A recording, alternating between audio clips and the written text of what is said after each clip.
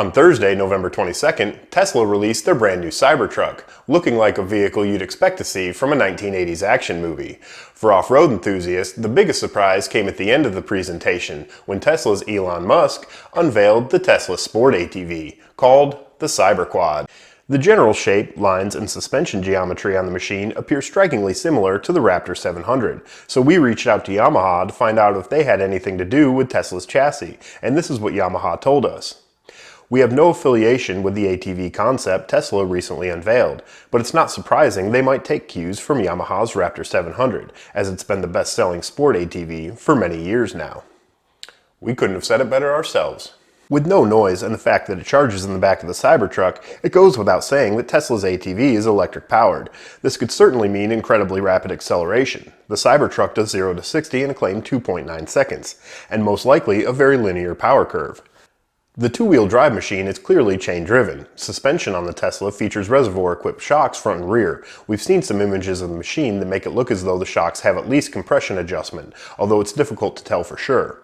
Dual A-arm suspension is used up front, with gull-wing-style lower arms for maximum ground clearance. The swing arm on the solid axle rear end appears to be well built, perhaps of cast aluminum due to the lack of any discernible weld lines. A round housing-style chain adjustment system features 2 sets of dual pinch bolts, as we would expect to find on a modern sports machine. The lever on the right side of the 1 1/8 handlebars is accompanied by a brake master cylinder. There's a brake pedal on the right side as well, so we'd assume the Cyberquad featured independent front and rear brakes. As an electric-powered ATV, we wouldn't expect a standard shift or 5 or 6-speed gearbox as you would find on most gas-powered sport ATVs. The lever on the left side of the handlebar, where a clutch lever would be on a manual shift ATV, appears to have a brake line running to it, so we would assume it's a parking brake. The seat features an extremely long, flat design which wraps around the sides of the machine, which should make it easy to move around and grip with your knees. However, the handlebars look pretty low. Visual inspection leads us to believe the seat-to-foot peg relationship is more in line with what we would expect to find on a standard sport ATV, drawing comparisons once again to the Yamaha Raptor 700. The foot pegs look wide and comfortable, and the heel guards appear well sorted. However, the lack of any front bumper or rear grab bar make the machine seem incomplete for serious off-roading. While the seat and rear fenders appear off-road ready, the smallish front fenders and rather broad, flat front-end bodywork looks a bit like an afterthought. Obviously, Kenda Bear Claw tires, intended for 4x4 ATVs, appear a little out of place for those of us off-roaders in the know. Perhaps they were chosen to be more aesthetically pleasing for the tech geeks in attendance.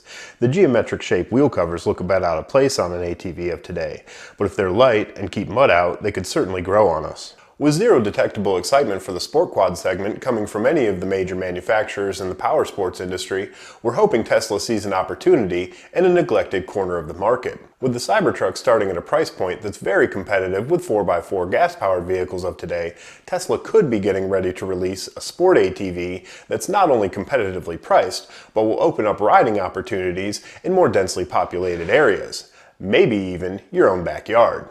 So we want to know what you think. Is the Cyberquad a concept vehicle, or does Elon Musk have the cojones to release a sport ATV for neglected enthusiasts in the face of an industry that could seemingly care less? We certainly hope it's the latter. And we'll definitely be bringing you all the details as they become available. Make sure to subscribe so you don't miss it. ATV On Demand would like to say a huge thanks to James Cloughan, who allowed us to use his videos from the Tesla release. You can check out both of his Cyberquad ATV videos and the rest of his videos on his channel and the link in the description.